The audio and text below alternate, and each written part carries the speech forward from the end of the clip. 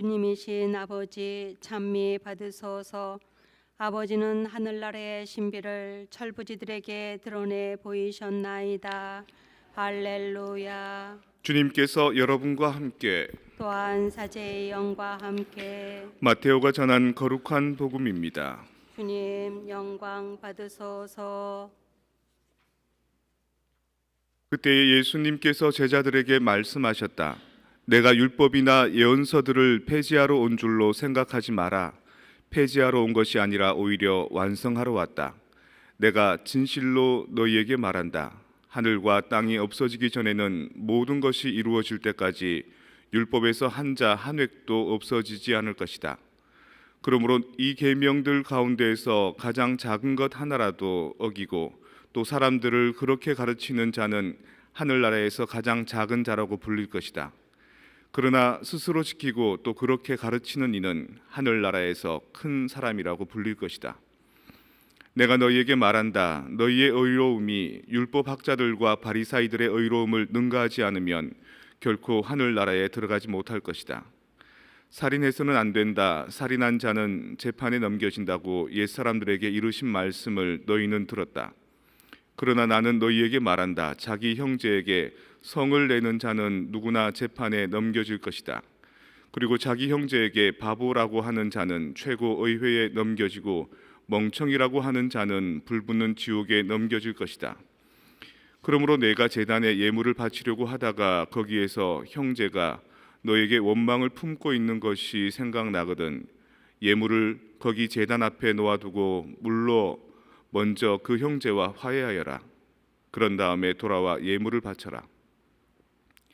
너를 고소한 자와 함께 법정으로 가는 도중에 얼른 타협하여라. 그렇지 않으면 고소한 자가 너를 재판관에게 넘기고 재판관은 너를 형리에게 넘겨 내가 감옥에 갇힐 것이다. 내가 진실로 너에게 말한다. 내가 마지막 한 입까지 갚기 전에는 결코 거기에서 나오지 못할 것이다. 간음해서는 안 된다고 이르신 말씀을 너희는 들었다. 그러나 나는 너희에게 말한다. 음욕을 품고 여자를 바라보는 자는 누구나 이미 마음으로 그 여자와 간음한 것이다. 내 오른눈이 너를 죄짓게 하거든 그것을 빼어 던져버려라. 온몸이 지옥에 던져지는 것보다 지체 하나를 잃는 것이 낫다. 또 내 오른손이 너를 죄짓게 하거든 그것을 잘라 던져버려라. 온몸이 지옥에 던져지는 것보다 지체 하나를 잃는 것이 낫다. 자기 아내를 버리는 자는 그 여자에게 이혼장을 써주오라 하신 말씀이 있다. 그러나 나는 너희에게 말한다. 불륜을 저지른 경우를 제외하고 아내를 버리는 자는 누구나 그 여자가 간음하게 만드는 것이다. 또 버림받은 여자와 혼인하는 자도 간음하는 것이다. 거짓 맹세를 해서는 안 된다. 내가 맹세한 대로 주님께 해드려라 하고 옛사람들에게 이르신 말씀을 너희는 또 들었다. 그러나 나는 너희에게 말한다. 아예 맹세하지 마라. 하늘을 두고도 맹세하지 마라. 하느님의 옥좌이기 때문이다. 땅을 두고도 맹세하지 마라. 그분의 발판이기 때문이다. 예루살렘을 두고도 맹세하지 마라. 위대하신 임금님의 도성이기 때문이다. 내 머리를 두고도 맹세하지 마라. 내가 머리카락 하나라도 희거나 검게 할 수 없기 때문이다. 주님의 말씀입니다. 그리스도님 찬미합니다.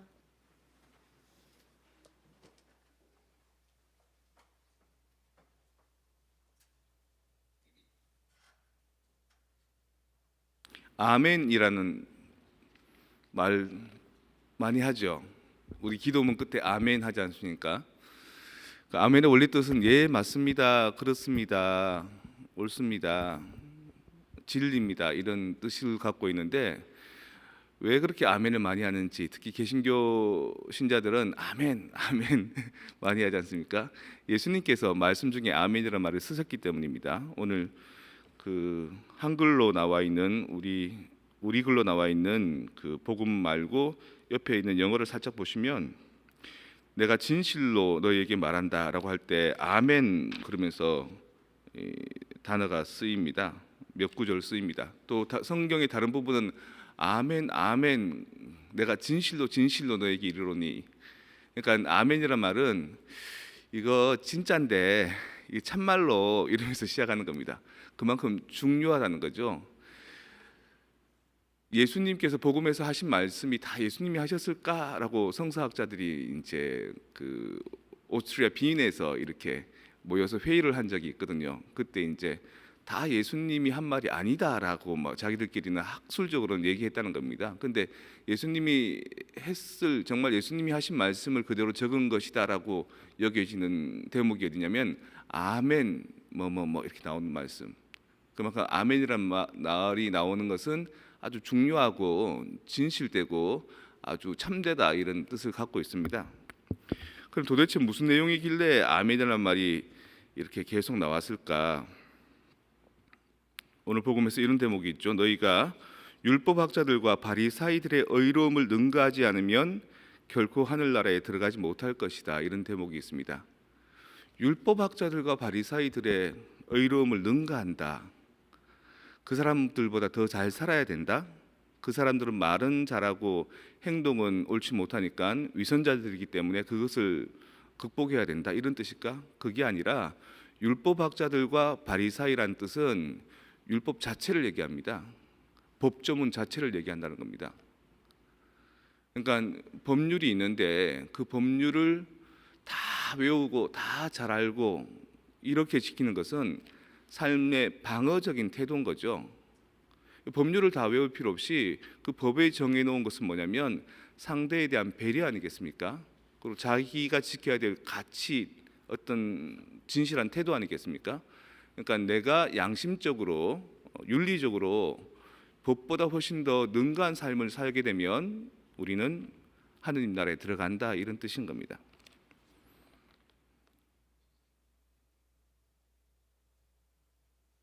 대통령 부인들 영부인이라 그러죠. 그 영부인들의 옷을 해주시는 디자이너가 있습니다.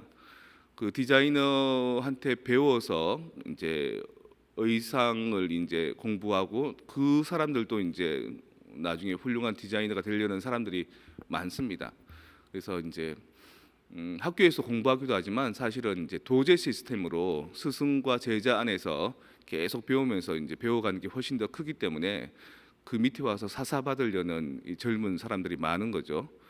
그러면 자기를 따르려는 그 제자들이 많기 때문에 그 디자이너는 기본적으로는 그 애들이 다 옷을 다 잘 만든답니다. 디자인 능력도 좋고 그 중에 이제 데리고 일할 수 있는 사람이 한정되어 있기 때문에 뭐를 시키냐면 밥 짓게 해본답니다. 그러니까 일하다가 점심 시간에는 그 제자들이 가서 밥을 짓는데 가서 이렇게 보면 옷 만들려고 왔고 옷 만드는 법을 배우려고 하는데 점심 차려라 이러면은 어떤 그 사람들은 인상을 찌푸린다는 겁니다. 표현을 안 하려고 하지만 벌써 하기 싫은 거죠. 집에서도 밥 안 하는데 여기 와서 무슨 일터에 와서 무슨 밥을 하나. 또 어떤 사람들은 하긴 하는데 질서가 없다는 겁니다. 그 음식 잘 못 만드는 사람들 그렇죠. 뭐 보잘것없는 거 하나 만드는데 주방이 막 지저분하게 막. 근데 어떤 사람은 음식 준비해라, 점심 준비해라 그러면 예 그러고 가서 하는데 음식을 준비하면서 앞에 섰던 냄비나 그릇들을 같이 설거지하면서 음식을 준비한다는 거죠. 나중에 가서 이렇게 도와주러 가보면 너무 깨끗하다는 겁니다. 자기가 그 모든 것들을 장악하고 있더라는 거죠.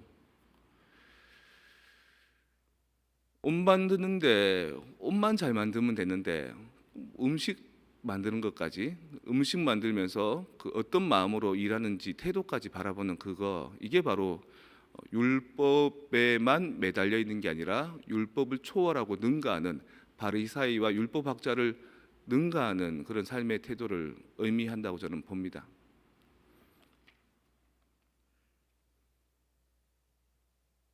강아지들을 이제 누가 큰 개가 있어서 어미 개가 있어서 새끼들을 낳잖아요. 그러면 어떤 강아지를 가져갈래요? 그러면 예쁜 강아지 많이 찾죠.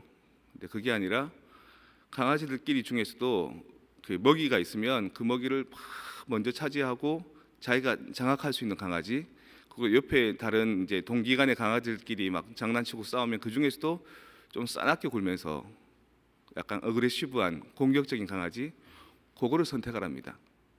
그러면 그 놈이 그 한 배에서 나오는 무리들 중에 가장 그 잘나고 가장 똑똑하고 가장 영리한 그런 강아지라는 거죠. 키워보면 정말 그렇습니다. 저도 이제 수도원에 후배들 들어오면 일을 이렇게 맡겨보면 they have always excuse. 항상 이래서 안 되고요, 저래서 안 되고요, 이거는 힘들고요, 뭐 그런 친구들이 있는가 하면 뭘 시키면 예 그러고 두 말 안 하고 예 그러고 가서 뚝딱 해 치우는 친구들이 있습니다. 그 사람한테 일을 자꾸 맡기게 되는 거죠. 부탁하게 되고 그 사람에 대한 신뢰도나 가치도가 높아지게 되고 나중에 그 사람의 평가도 그렇고. 러시아에 가장 뛰어난 그 스파이가 있는데 그 사람한테는 사진 한 장을 딱 준답니다. 요인 암살, 그 다른 나라 적국에 아주 뭐 장군이나 뭐 대통령이나 이런 사람들을 암살하게 하는데 사진 한 장 딱 준답니다. 이 사람이 어디 살고 습관이 뭐고 뭐 하고 이런 설명 안 해주고 사진 한 장 주면 오케이 그러고 가서 어떻게든 일을 하고 온다는 거죠. 이런 것들을 일컬어서 우리는 적극성이라고 얘기합니다. 내가 살아야 될 삶의 규칙이 있고 규율이 있고 이거 해라 저거 해라 할 때 그것만 딱 해놓는 사람하고 이걸 시켜도 그 이상의 것들을 해놓는, 그리고 또 이게 이렇다 저렇다 이거 하세요라고 했을 때 현장에 가보면 완전히 상황이 다를 때 있지 않습니까? 그때도 그것들을 파악하고 능숙하게 해놓는 사람, 그런 사람이 평가를 받고 그런 사람이 훌륭하고 좋은 사람인 겁니다. 신앙에 대해서도 마찬가지인 겁니다. 주일 미사 안 지키면 대죄, 또 뭐 매일 무슨 묵주기도 해야 되고 뭐 해야 되고 그 율법에 그 규칙에 매달려서 끙끙 전전긍긍하는 사람이 아니라 그것을 초월하는, 때로는 미사 못 나와도 가족들과 여행하면서 하늘 한번 쳐다보면서 하느님 감사합니다. 오늘 우리가 행복한 거 당신께서 살아있는 우리의 기도를 받아주십시오. 그래도 당신 성전에 가서 미사 못해서 당신이 그립습니다. 그러니까 법률이나 율법이나 규칙보다 더 중요한 그 안에 들어있는 가치, 의미들을 깨닫고 그것들을 추구하는 것,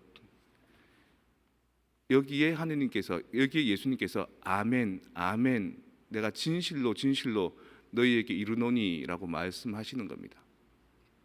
그렇게 살다 보면 살인하지 마라라는 말도 사람 안 죽이는 것은 대부분 사람이 그렇지 않습니까? 사람 죽이는 것은 정말 극소수의 범죄자들만 가능한 일인데 살인하지 마라 그래서 나는 살인 안 했으니까 I'm okay가 아니라 거기에 더 나아가서 상대방한테 욕하지 않는 것, 상대방을 비방하지 않는 것, 마음속으로 그 사람을 미워하지 않는 것, 바보 멍청이라고 얘기하지 않는 것, 그게 더 유의미한 거다라고 예수님은 말씀하시는 거죠.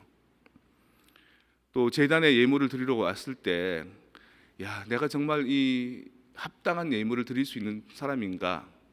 가만히 생각해 보니까 하나님과의 관계는 잘 맺어져 있는데 내 아내하고 내 남편하고 내 자식하고 내 부모하고 내 형제지간하고 담을 쌓고 있으면 그 재물을 놓아라는 겁니다. 제대 앞에 놓고 가서 먼저 화해하고 전화해서 미안하다 그러고 전화 안 받으면 카톡으로라도 남기고 텍스트라도, 그러고 난 뒤에 깨끗한 마음으로 재물을 바치라. 간음하지 마라. 나는 평생 살면서 외간 여자 본 적 없습니다. 다른 남자에 대해서 마음을 품은 적이 없습니다. 아니, 그게 아니라 오히려 드라마 하나 보면서 저 사람하고 살았으면 좋겠다 싶은 그런 마음조차도, 지나가는 사람 보고 예쁘네, 잘났네 이런 마음조차도 오히려 그런 아름다움을 내 배우자한테 찾아라. 간음이 딴 게 간음인 줄 아냐? 그것 자체가 간음이다. 그러니까 율법이 가르쳐주는, 또 뭔가 규정이 가르쳐주는, 윤리가 가르쳐주는 그것을 초월하는, 그것이 갖고 있는 그 의미를 위해서 내 적극성을 통해서 삶을 지켜나가라, 그런 내용인 겁니다. 여러분들도 성경에서 일러주는 작구대로만 사는 사람, 펀더멘털한 사람 되지 마시고, 근본주의자 되지 마시고, 이 율법이 가르쳐주는, 윤리가 가르쳐주는, 우리 안에서 규정이 가르쳐주는 그 속에 숨어있는 큰 저력들을 음미할 수 있고 누릴 수 있고, 그래서 교통질서 다 외우고 있어서 그거를 어기지 않아서 괜찮은 사람이 아니라 그 모든 교통질서 안에는 상대방을 위한 배려이고 나 자신을 위한 사랑이고 이 세상이 다 정갈하게 살아가는 도리이다라는 걸 알고 1초 늦게 배려하면서 안전하게 그런 삶을 살아가라라는 것입니다. 여러분, 오늘 복음, 율법 그거 자체보다도 여러분 안에 들어있는 좋은 태도들, 의지들, 의향들을 다시 한번 되새길 수 있는 주일이 되고 한 주간이 되었으면 좋겠습니다.